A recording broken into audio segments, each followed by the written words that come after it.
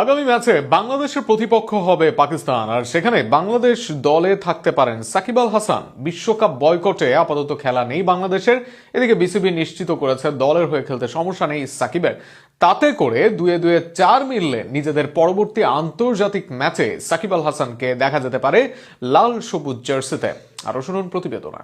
বিশ্বকাপ শেষে বাংলাদেশ সফরে আসবে পাকিস্তান ক্রিকেট দল। সূচি অনুযায়ী 9 মার্চ ঢাকায় পা রাখবে তারা। এরপর 12, 14 ও 16 মার্চ 3 ম্যাচের ওয়ানডে সিরিজ অনুষ্ঠিত হবে।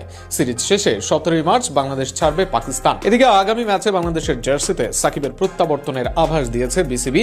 সাকিবের বাড়িও করা হচ্ছে সংস্কার।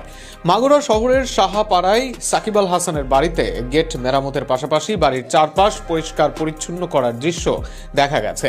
বাড়িতে কাজ করা ওয়েল্ডিং মিস্ত্রি মাসুদ জানান, শুনেছি সাকিব আল হাসান আসবেন, তাই বাড়ির প্রধান গেটের মেরামতের কাজ করছি।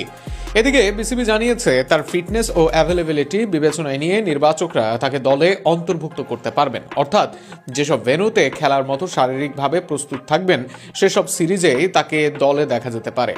দেশে হোক বা দেশের বাইরে আগামী সিরিজগুলো থেকে সাকিবকে দলে ডাকতে পারবেন নির্বাচকরা। পুরোপুরি ফিট থাকলে বাংলাদেশের পরবর্তী হোম ও অ্যাওয়ে সিরিজে মাঠে নামার সুযোগ থাকবে এই অভিজ্ঞ অলরাউন্ডারের।